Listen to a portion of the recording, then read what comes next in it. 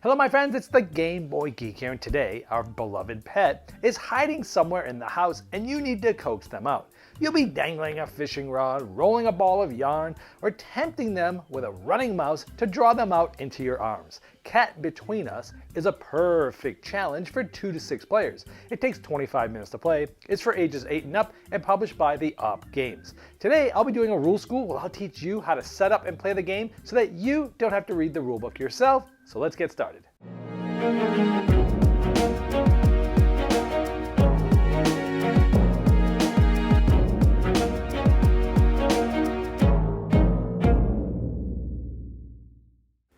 In Cat Between Us, you're trying to win 3 rounds, each of those rounds moving yourself to the next room's shelf.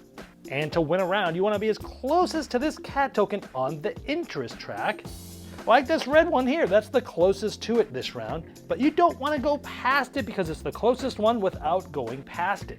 Each round, players are going to be playing a single card under a specific toy.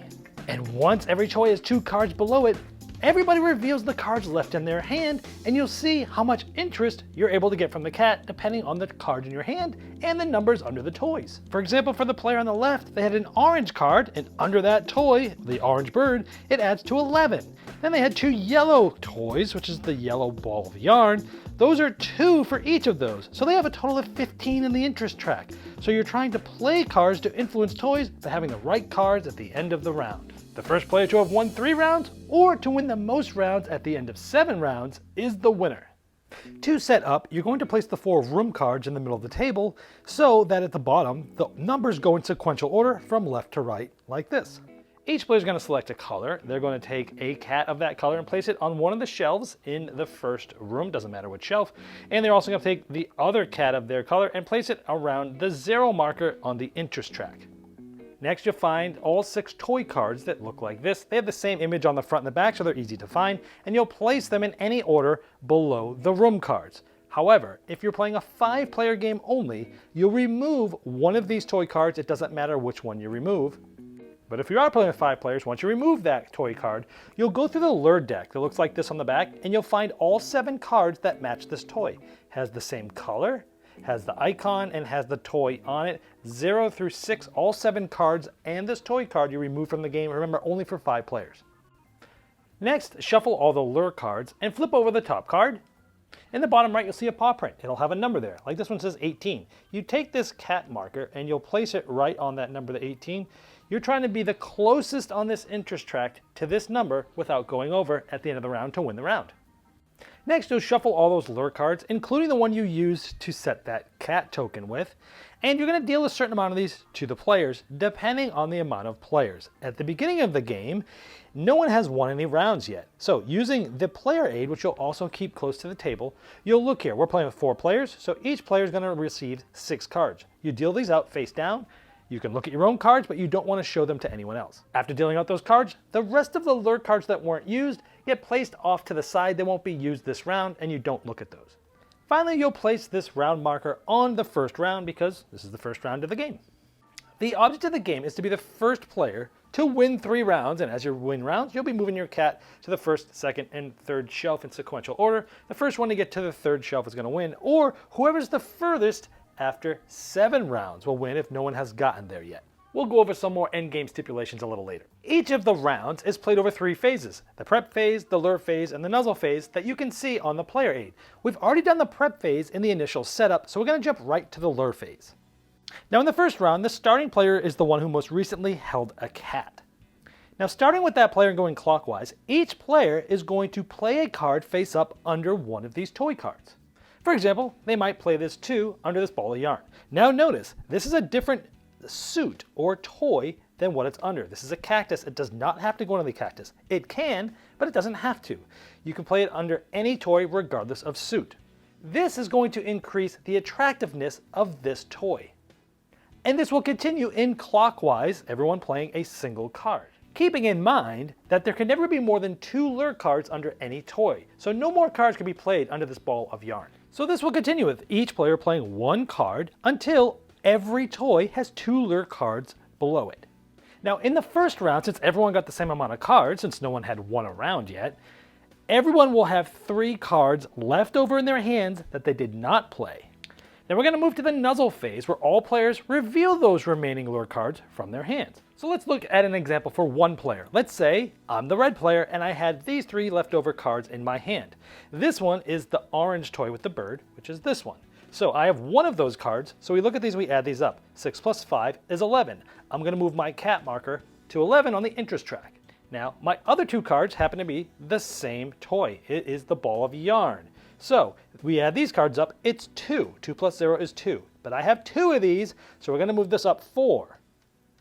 And I end up at 15 on the interest track. Remember, we're trying to be as close as we can to this cat marker without going over. All other players would do the same thing. So if it looked like this after everyone adjusted their scores on the interest track, the red player would win this round because they're the closest to this cat token without going over. If it looked like this, both the green and the red players would share the victory. They'd both win because they're both tied and they're both the closest without going over. If it looked like this, the red player would win because they are right exactly with the cat token.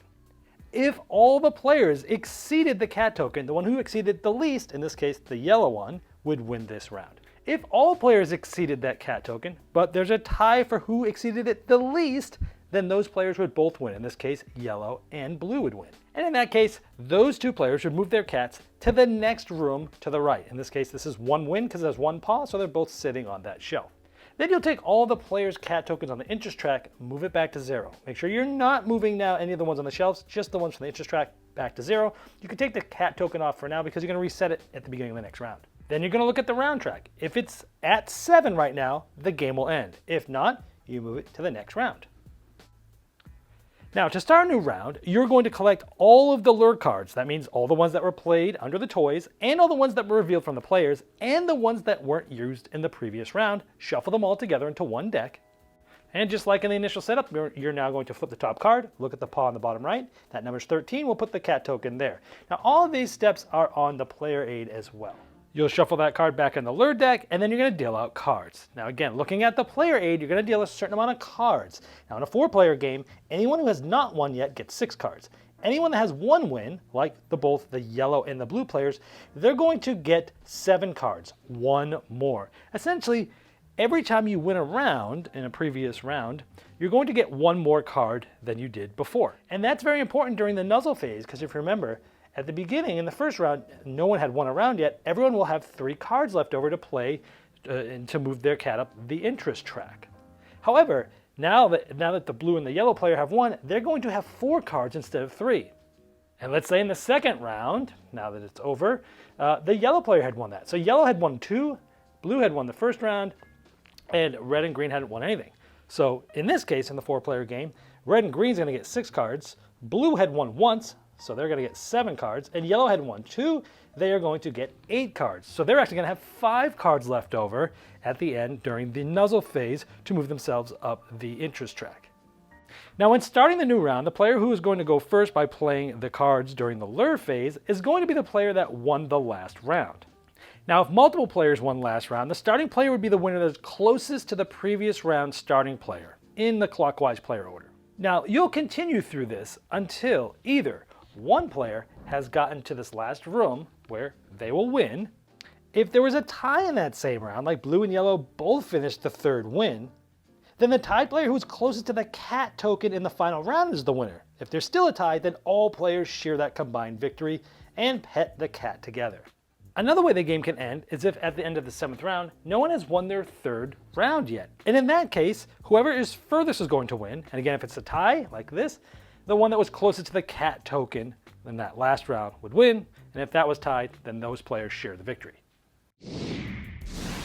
Well, I hope this helped you dive right into Cat Between Us faster than you normally would if you had to read the rulebook yourself. Now, if you have more questions about the rules, there's a link in the description of this video. That's the best place to ask them because I'll be notified, but so will the op games.